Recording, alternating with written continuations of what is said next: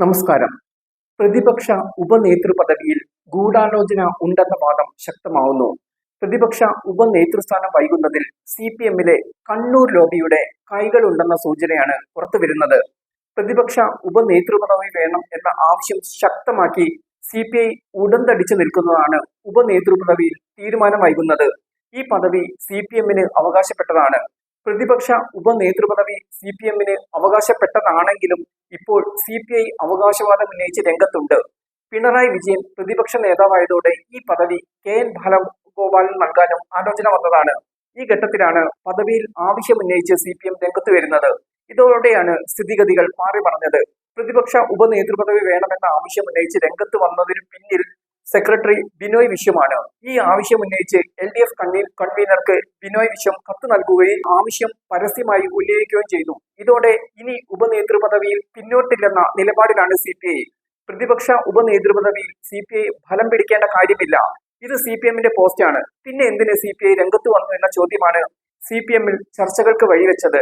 CPI കടും പിടുത്തം പിടിക്കുന്നത് കാരണം ഇടതു മുന്നണിയുടെ സംയുക്ത പാർലമെന്ററി പാർട്ടി യോഗം ചേരാൻ പോലും ഇതുവരെ കഴിഞ്ഞിട്ടില്ല. CPM-ന്റെയും CPI-യുടെയും പാർലമെന്ററി പാർട്ടി യോഗങ്ങൾ മാത്രമാണ് ഇതേവരെ നടന്നത്. സഭ സമ്മേളിക്കുമ്പോൾ പോലും ഇതാണ് അവസ്ഥ. ഇത് ചർച്ചയായപ്പോഴാണ് ഉപനേതൃപദവിക്ക് പിന്നിലെ ചരടുവലികൾ CPM-ലും ചർച്ചാ വിഷയമായത്.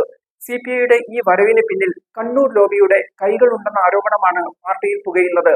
ബാലഗോപാൽ ഉപനേതാവായി വരുന്നത് CPM-ലെ കണ്ണൂർ ലോബിക്ക് താല്പര്യക്കുറവുണ്ട്. പിണറായി വിജയന് ശാരീരിക അവശതകളുണ്ട്. പിണറായി മാറി നിന്നാൽ പ്രതിപക്ഷ നേതൃസ്ഥാനത്ത് KN ബാലഗോപാലാകും. ഇതോടെ കണ്ണൂർ ലോബിയുടെ കൈകളായും.